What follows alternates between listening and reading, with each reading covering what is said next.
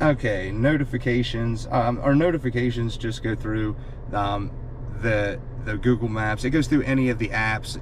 You can turn all the notifications off if you want.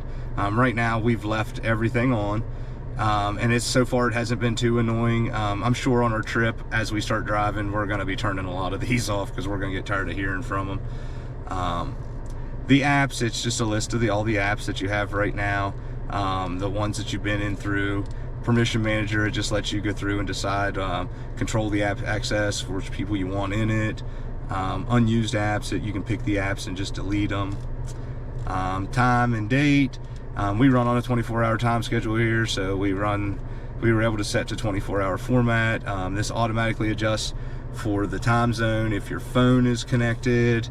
Automatic on the date, we left it turned on. Once your phone connects, it automatically adjusts the date. Display is a lot of stuff. Mode, we left it in auto. You can switch it to day, switch it to night. That just keeps your display a little bit dimmer. We just run it in auto and let the truck do its thing. The instrument cluster, you can turn the there's actually a speed limit sign, like how much what the GPS is saying the speed limit is will show up on the dash. And then the turn-by-turn graphics, you can actually put those also on the instrument cluster, so your GPS can be on the instrument cluster, which is kind of nice. And then you can come in and you can just turn this display off. And we probably don't know how to turn it back off.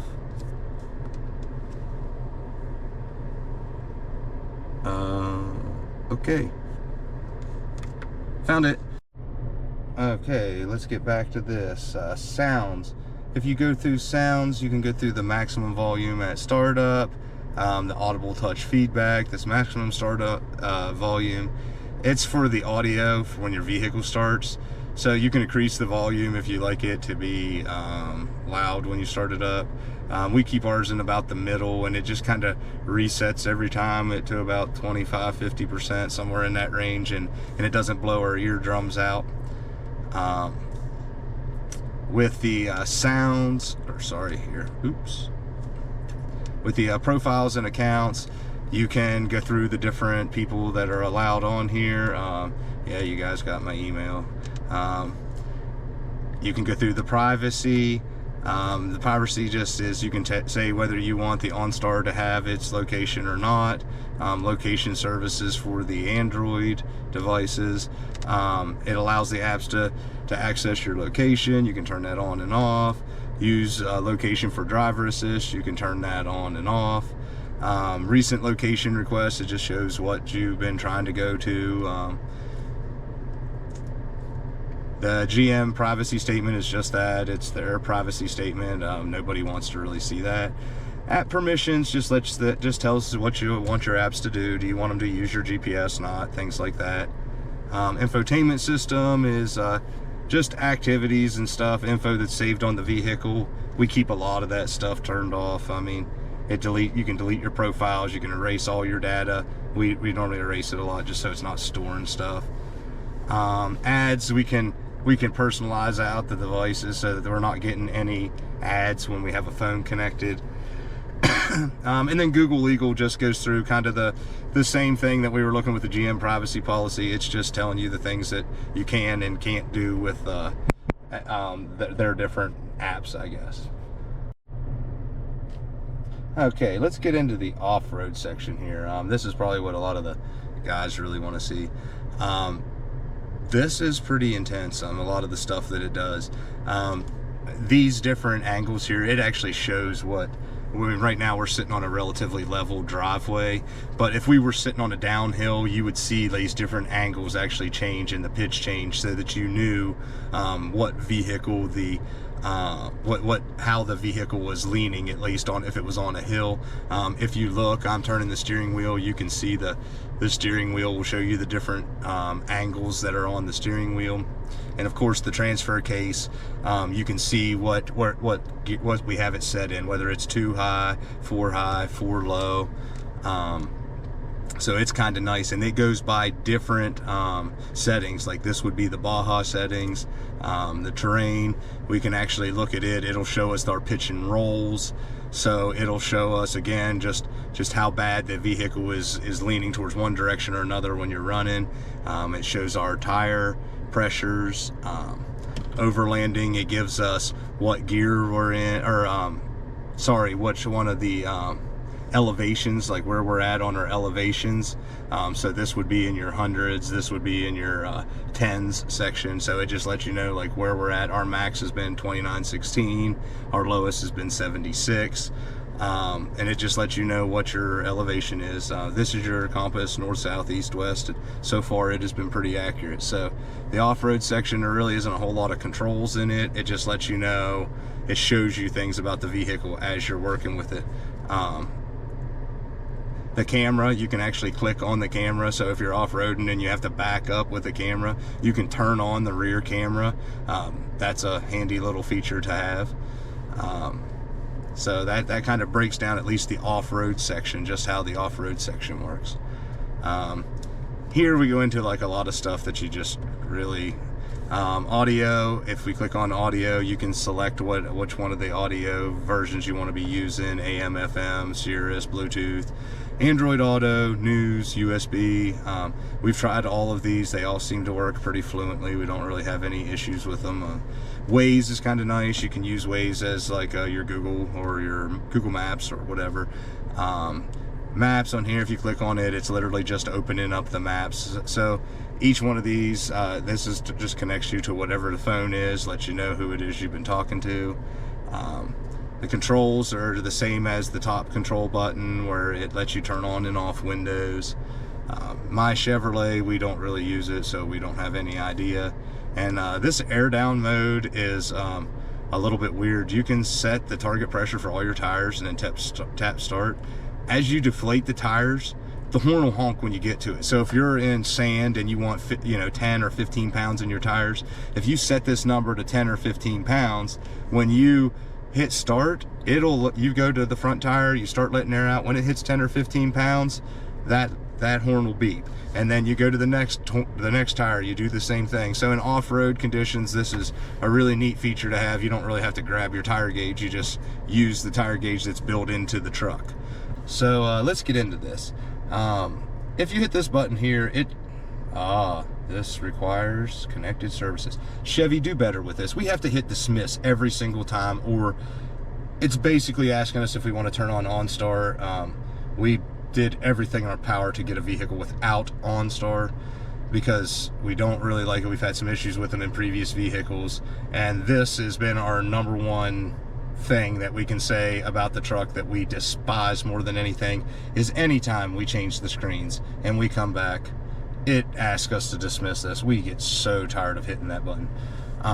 But this will go through, and if you have maps set up, if you want to go home, it'll put your map up on your screen. You can take and go back to your split screen. Wait a minute, dismiss.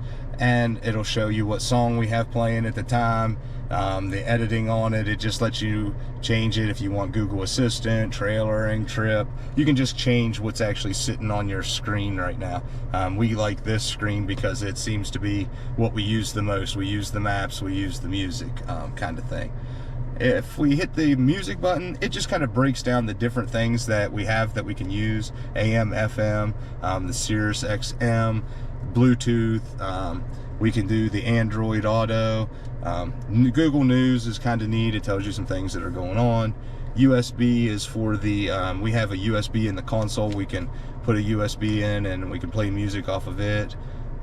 Alexa, if you have it set up with your Prime account, you can play Alexa off of it. Spotify, you can click on Spotify, it'll play your Spotify music. We mainly use Android Auto, and when you click on the Android Auto, it just comes up and shows you the song that we have playing at the time. But you can also go through, you can use Pandora, you can select it and it'll let you change, like lets you change your stations. Phone, you can click on it, it gives you your phone menu.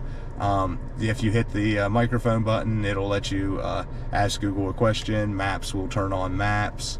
And if you go to split screen, the split screen will give you like a map in one side and a whatever you prefer to be on the bigger screen, it'll set that up as. The little GPS button, again, we have to hit that dismiss.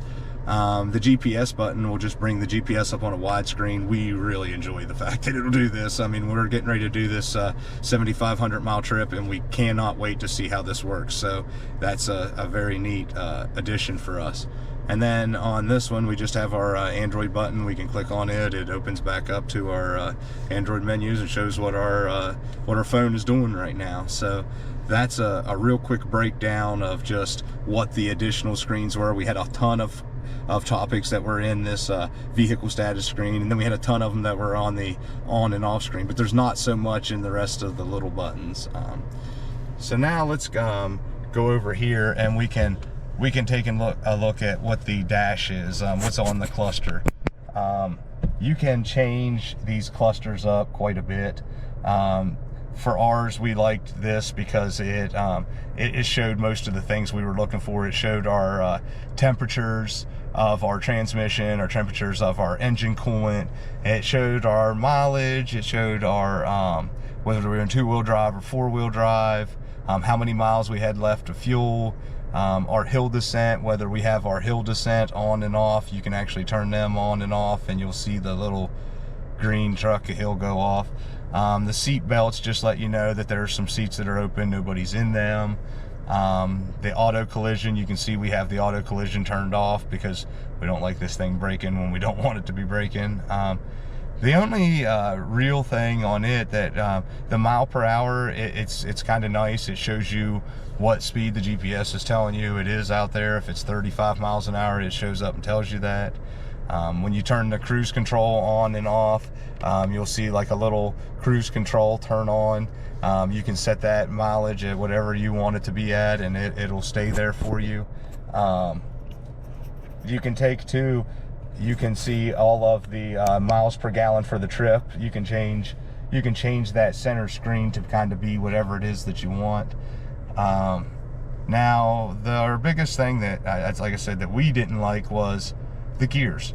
Yeah, it shows that you're in park, shows you're in reverse, shows you're in neutral, shows you're in drive, but it doesn't show you what gear you're actually traveling in. And the only time it does is if you take and you click it down into low, it'll give you your different gears. You can go through and select what gear you want to be in, all the way up through 1 through 8, straight from 0 miles an hour. But it would be kind of nice if the thing took and told you what the mileage or what the gear was that you were in when you're driving down the road, so you could kind of get the idea of the RPMs. If you're on a hill, it makes it a little easier to put it in low and know what gear you need to be having the thing in. So we've kind of had to learn. It's kind of hard to count off 8 gears in this thing when you're driving down the road to figure them out. We've still haven't got the RPM ranges right with the miles per hour, so we can thoroughly understand how to downshift the thing. So we just kind of keep it under $4,000 when we're going down the hill and hope for the best. So whatever gear keeps us around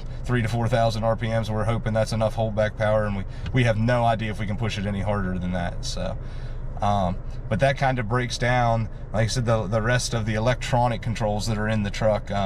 You know, the rest of the stuff is just standard things that you may know, that you've already encountered in other vehicles. So this just kind of gave you a few of the things that they've added, the little perks that they've added for you.